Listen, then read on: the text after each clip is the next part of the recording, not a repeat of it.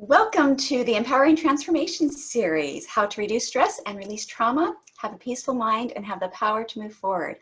I'm so happy that today we have Tam with us.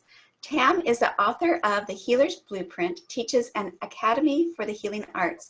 Her unique formula for healing combines the theories of quantum mechanics, energy, and Christian principles.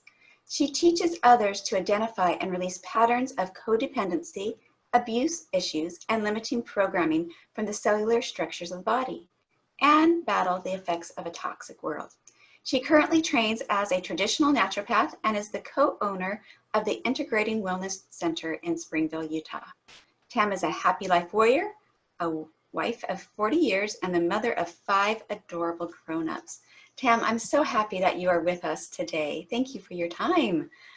Oh, so happy to be here, Lori Kay. Yay! Tell us how you got into the work that you do.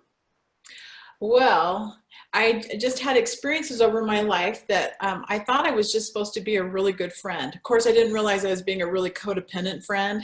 But I discovered that along the way and just had opportunities to just help people through the healing processes. And one day, my kids were all in school, and I decided to go and be a massage therapist. And from that, I was interested in people really being able to utilize their lives again after they'd been ill. I didn't want any fluff and buff. I wanted, let's go, for athletes and stuff. And when I was doing that, I realized that I was working really hard on the tissues of the body to try and get them to release. And when I understood, I read Dr. Brad Nelson's book, The Emotion Code, and went, what? You mean I can identify an emotion and talk to this little muscle in front of me? And so I practiced with my husband. My poor husband, his calves were so tight. So I got my elbow in his calves, and he's like, wow. And I said, let me just try something. And so I looked at what the emotion might be that he was stressing him, because that's a really stressful place in your body. Mm-hmm. And then as soon as I released that, my elbow sunk to the bone.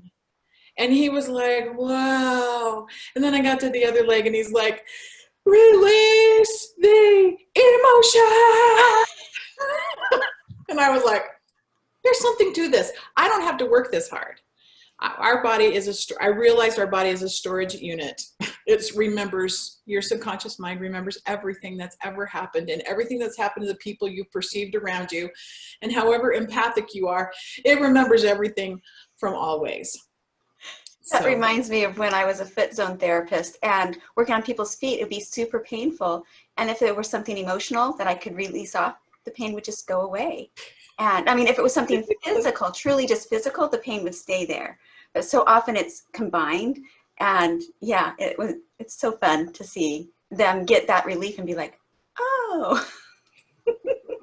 And for me too.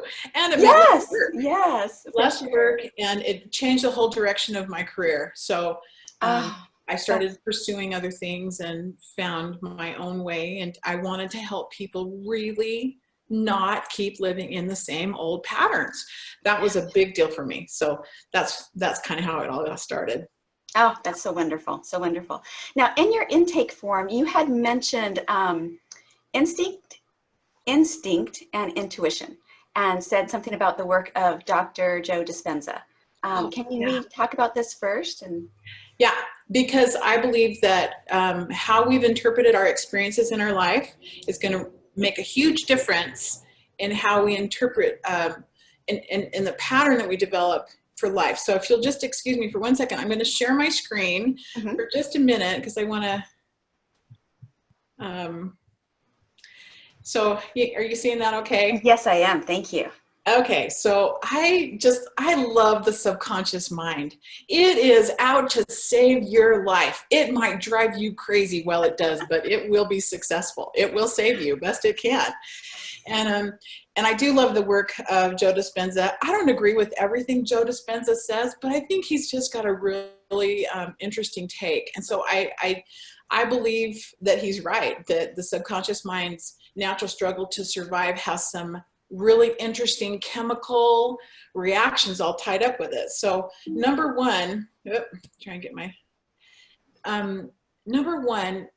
your need to survive kind of battles with your spiritual need to create. You're in this physical body, but you're a spiritual being. You've always existed, and here you are in this body trying to figure things out.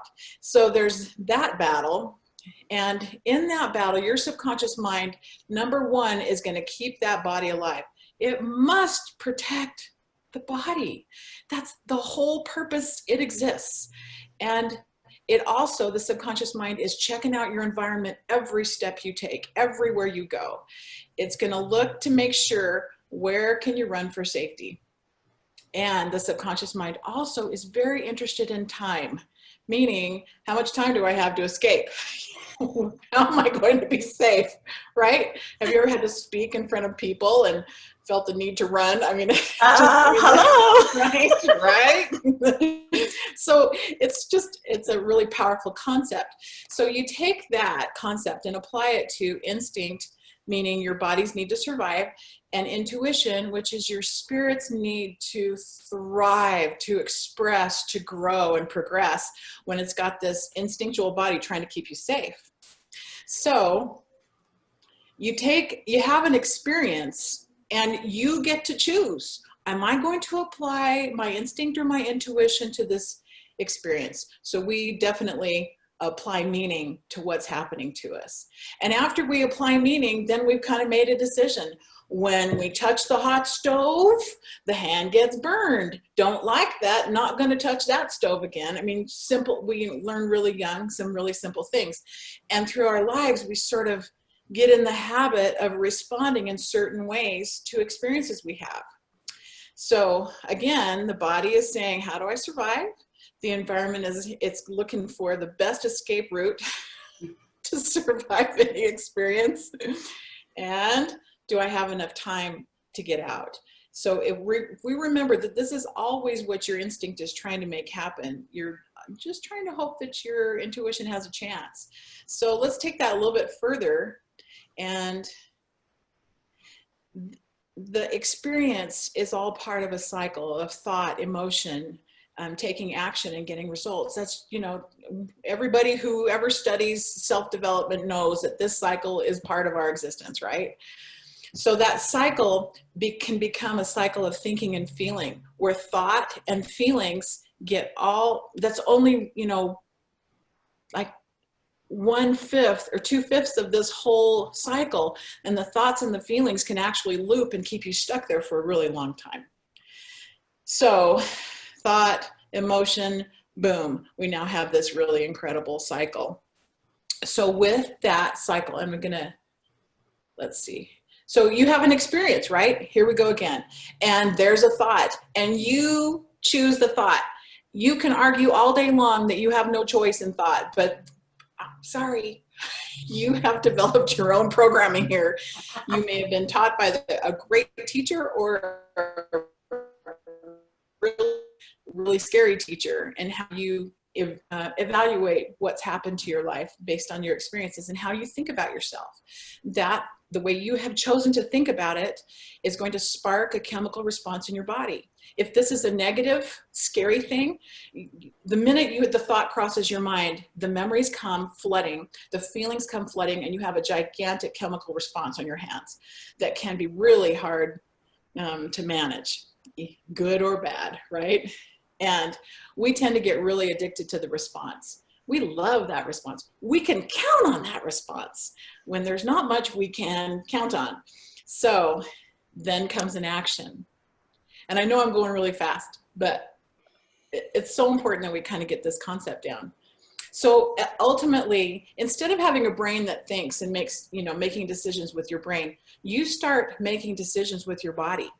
It becomes addicted. What happens to a junkie when they are ready for the next fix?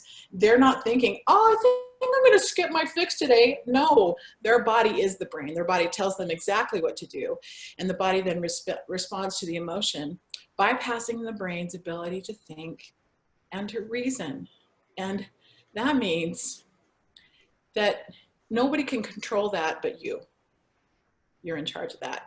So this also means that we can approach our instinct, our intuition, with means of like survival or judgment. It's like you're not just, your instinct to survive includes you judge people, or how your intuition, if you're responding that way, it's not just what you're thinking, it's also what you want to create and what kind of love you want to share with the world. It's kind of a big deal here how we decide we're going to respond to our experiences in life. And with that, whatever we choose, if it's negative, there will be fear programming, there will be beliefs that are hard to handle. You will start blaming people, and you will want to punish people or yourself. That's kind of how we work. The mind becomes programmed to response to trauma. And it's the foundation of addiction and compulsive behavior. And so I know this is a really long answer, but I just want to share this little story. Okay. Now, for a moment though, when you say that we chose this, are you referring that part of that is during those early years of life, you know, those first 8 years of life, and we are choosing at that time? Or when are we choosing into all of this? I think we choose when we have the experience. At any age, yes, yes. Don't you think that some of that is pulled in from the subconscious programs that happened at an earlier age, which makes it easier to go down a certain path? Absolutely. Okay. It's that it's there. The thought, once we can make cognitive thought, before that, we're not so cognitive when we're really tiny. We just learn, wow, you know, my mom's got all the control here. And we do what she says, or we get in really big trouble. You know, it's not cognitive, it's conditioned responses. Right, right. And yes, I think it carries through for all of life. I really do. No, and I like the thought that we do have so much power of just being aware and making different choices, for sure. Yes. Oh, go on. Thank you. Well, I just wanted to finish this concept of, you know, choosing our thoughts. The other day, one of my kids, we're having a wedding in our backyard this summer, and one of the kids said, "Mom, the lilies, those are supposed to be lilies in this clump right here. The lilies have taken over the garden." And I'm like, Well, I know that you can't tell the difference from the grass that's overrun us and where the lilies are, but lilies don't overrun gardens in the summer or a spring, right? They don't do that. That's not the way it works. Something else is going on here. And as I was weeding these last night, I started thinking about our conversation today. And I was literally digging underneath and trying to find the difference between what was a lily and what was the grass. And it was challenging unless I got really deep down. And as I dug through and found the grass was absolutely choking out the lilies couldn't even produce a bloom. They were so choked by this grass that I just hadn't noticed. It had taken over. And so by literally, I removed that choking grass and found new space to make new choices in how there's just room to breathe, and the lilies have a chance to even bloom and fulfill the measure of their creation, which is what it's all about. Yes. So how do we make this space in our mind? You know, how do we change our own minds when we seem to be in the patterns? Is there certain steps that we can do? What would you suggest on how we can change our minds? Well, I love, and my printer didn't work, so I'm actually looking at I have a note here on my iPad, just because these 3 words I think are so important. Just like that grass, I think it's important that we first recognize there's a problem, you know. Yeah, if you're clueless, you can't do anything. Right? Oh dear, we have a problem. And once you can recognize that, and then you have a chance to kind of release. So my friend, I love my friend Julie. She always talks about the whole pattern of healing is to recognize, to release, and to restore. And so if we just take the time to recognize what's happened and then try to release the poor lily, the brain, from what is being choked out and being so overcome by the body itself that it can't see anything. And once that happens, then I think space is restored. I believe in space in the mind, right? Mm-hmm. When you clean out your closet, you got new space. When you clean out the garden, you have new space and new possibilities. Yeah. So what do you suggest that we do so that we can heighten our own self-awareness so that we can enable this healing? You know, how do we become more aware? How do we become more aware? Well, I think we just have to really check in with ourselves and what's happening in the day, during the day. You know, why yesterday I noticed, let's see, I just want to tell this little story. I had this experience when I was a young woman.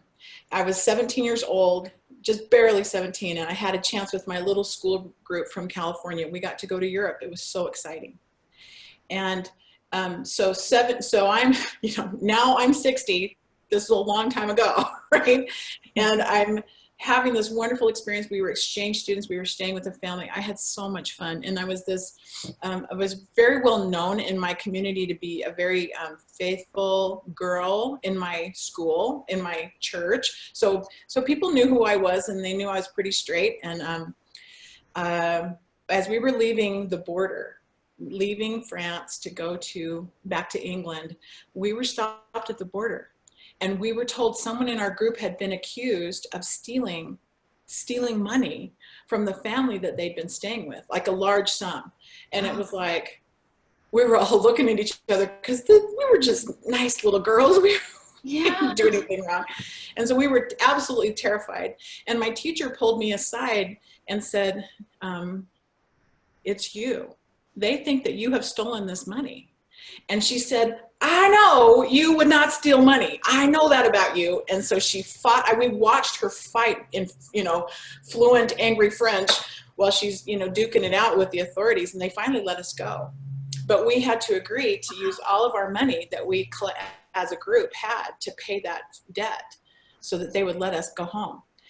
And so that experience was. And you were just a young girl. Oh, how scary. I was so scared. And I thought, oh my gosh, I have like shamed my school. And I didn't do anything. I shamed my family. I can't go home. What am I going to do? They won't let me go home. You know, I really was scared. That brought tears to my eyes. Seriously. I'm just like, oh, I feel ya.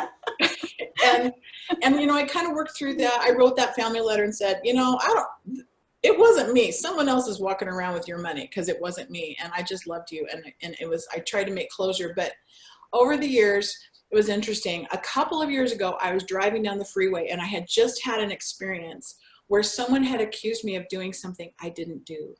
And I was terrified. I mean, they were coming after me big time, and I didn't do it. So I noticed that I was really scared as I was driving, and I kept looking at, and I kept being afraid that there would be police cars, that they would come and they were going to stop me. And I'm like, what are you? You know, this was not a criminal act that someone was accusing me of. I was so interested. Why? So I was checking in. I recognized I was at a heightened state of fear. I was trying to see what it was. I didn't. Okay, you just broke up there. Can you repeat that? In the next 24 hours. Can you repeat that? So you just kind of I was broke trying to up figure there. out what, oh, no worries.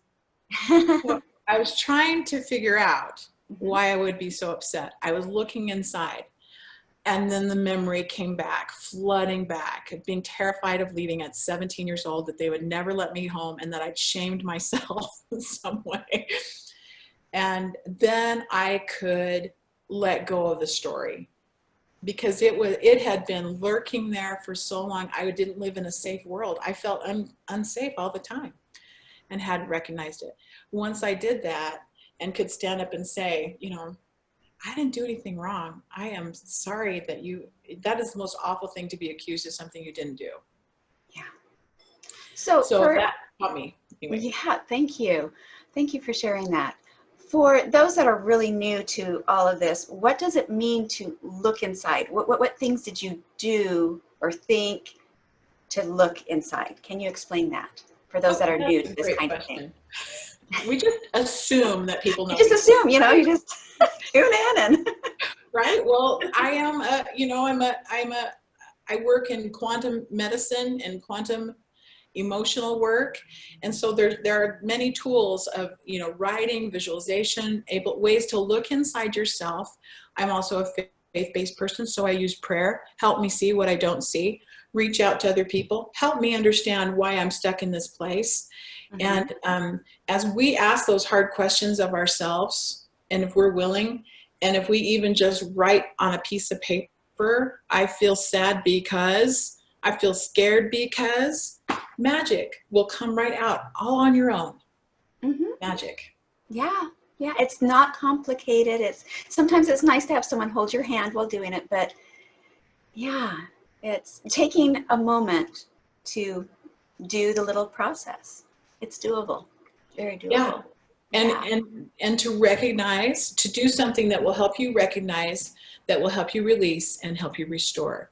That pattern is gigantic in that. Yes. And there's so many ways to release and restore. Are are there some things that you can choose to share with us on how to release and do the restoration part, Sure. restoration point part? You bet. You bet. So, one thing that I like to do when I'm really stuck in an emotional moment is just, I'm an empathic person, and sometimes I'm picking up other people's stuff. Like, if you're human, you're probably an empath, and if there's varying degrees of that. Right. But I start feeling something and go, whoa, whoa, whoa, what is that? What? Because I notice that I'm upset. Things aren't even. And so I just kind of take a second. I put my hand on my heart, and I Mm-hmm. call this the tune in tool. And as I have my hand on my heart, I am going to ask the question, what is it that I'm noticing that's upsetting me? Or, and I just kind of stop for a second and I listen and allow the quietness to roll through me. And when I hear what it is, it's probably an emotion. It might be sadness. And noticing that sadness, I just kind of open my arms to it energetically, open wide and say, okay, sadness, I see you. I feel you. I don't really like it, but I'm going to welcome you in and I'm going to feel everything you have to give me. And when that happens, it's kind of like we're giving ourselves a chance to move through something rather than keep pushing it back. Mm-hmm. And your cells have a chance to let it pass through instead of hang on to it for 40 years like I did when I was a kid, right? Yes. Yes. So as you notice it passing through you, just allow it to move right through, and just imagine it went just right out the back door. It goes right through you. Woohoo!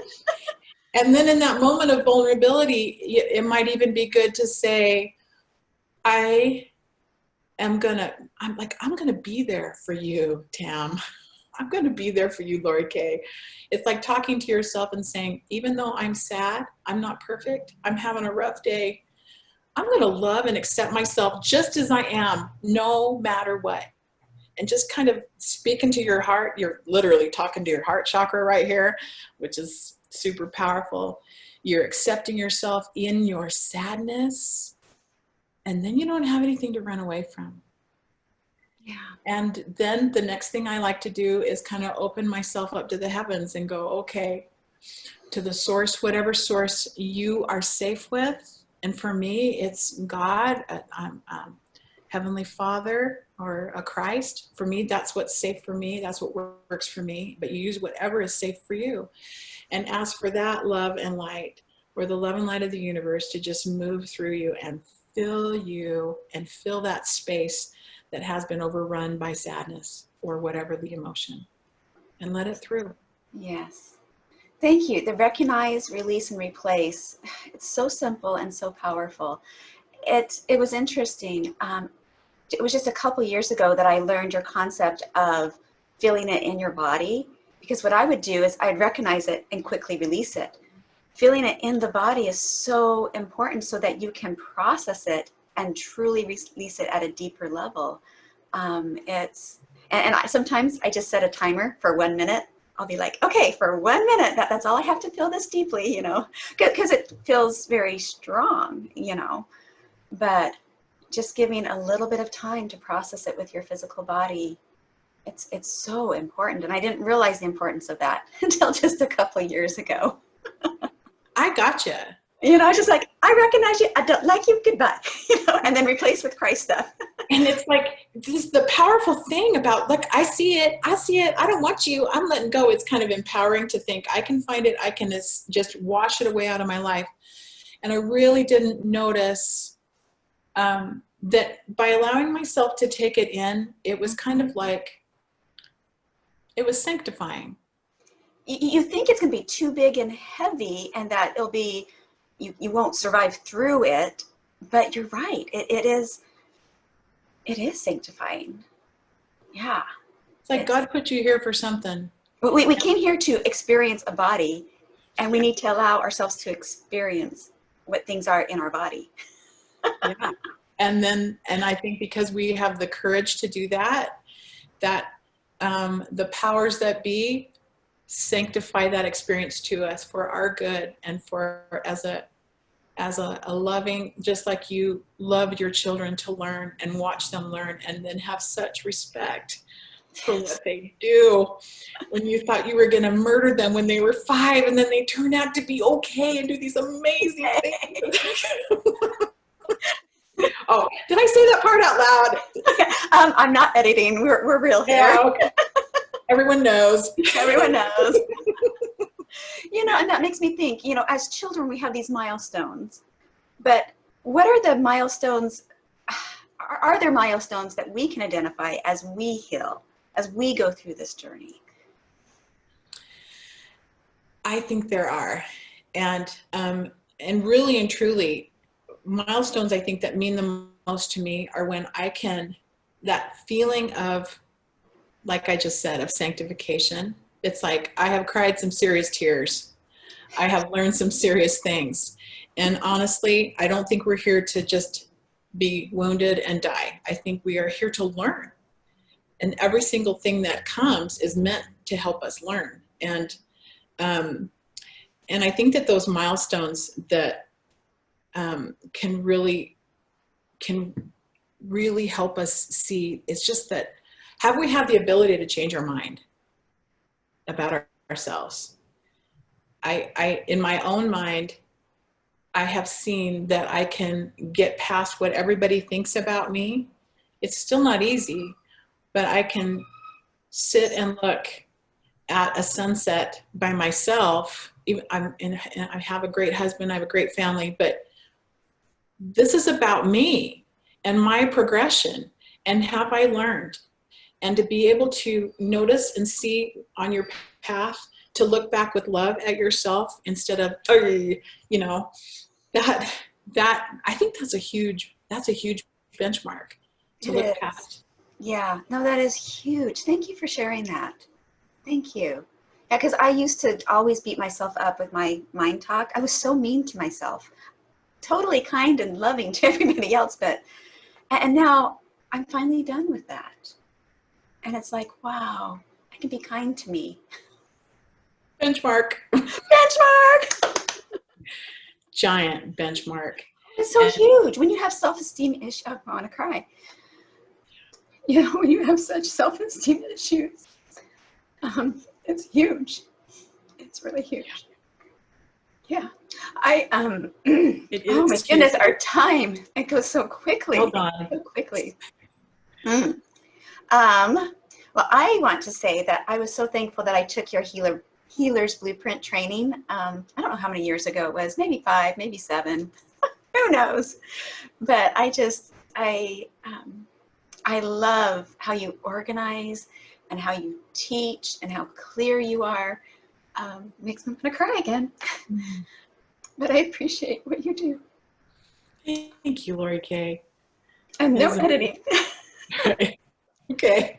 It is an honor, and I love seeing minds like yours and so many when they take all these, they have, I love working with healers, and healers, by that I mean, God gave you a gift, and there's no point in denying that the word healer is a gift that there are people on this earth that have. And when they do, and they combine that with their love and a servant's heart, they change the world. And I just love providing a little set of tools that just helps healers go be their magnificent selves. And right, yes. Yeah. Mm-hmm. Oh, is there anything else that you would like to share with us before we get into your free gift and how people connect with you? We've talked about, what you've learned about human nature and trauma. Is there anything you want to add to that? Yeah. Hmm. I just want to say, and talk about wanting to cry, there is a way past the pain. And that way is not gonna, you can't go around the bush, you can't go over it, you can't go under it, you gotta go through it. And it doesn't have to be horrible, but if you ask for that powerful light that is filled with love and just ask for some help with your pain, you'll pass through this. It is not meant to last forever. It is a choice.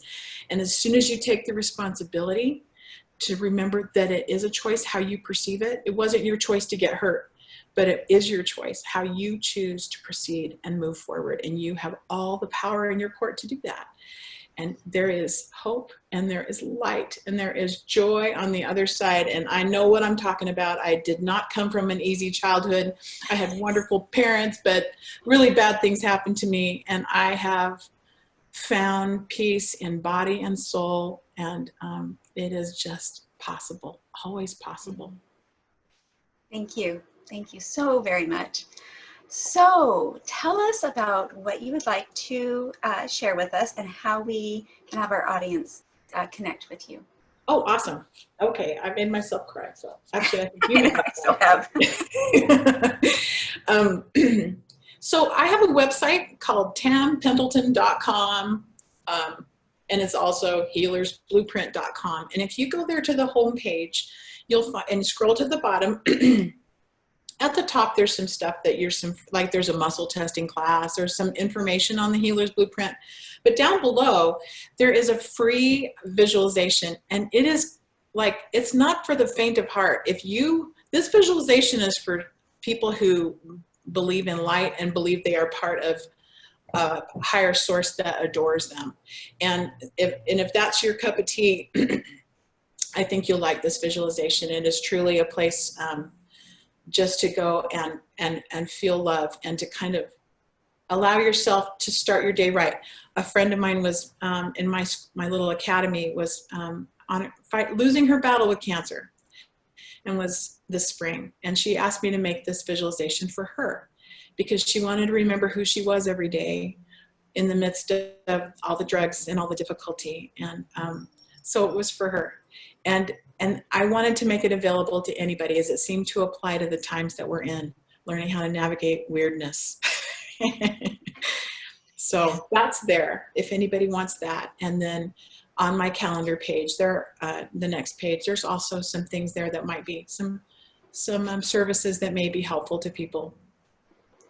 Okay, we will have a link to your website underneath this video so that they can click on that and connect easily there. So awesome. Wonderful.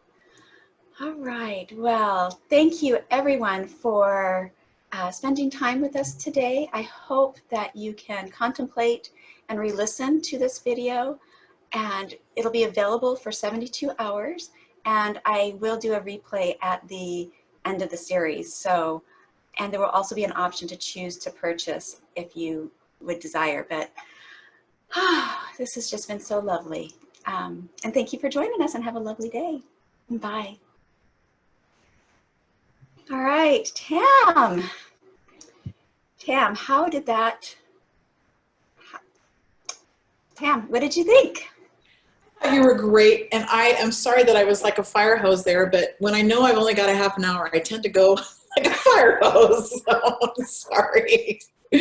Fire hose is awesome. I don't know another way. Taught so much, between instinct and intuition and how to move through trauma. And I appreciate you so very much. You're such a lovely teacher. Thank you. Thank you. Well, I will let you get going with your day, and may you be blessed for your time that you gave. I am. And it was so fun to connect with you, Lori Kay. And I just honor you for doing this great, big, brave, wild, amazing thing to help people connect right now. People need this so bad. And I hope they listen. I hope they hear. And just, you are part of a network of really amazing people, and you are changing the world. So It's funny because I feel like I come from a place where it's been scared to speak up, scared to tap into my own power, to think that I have anything to offer.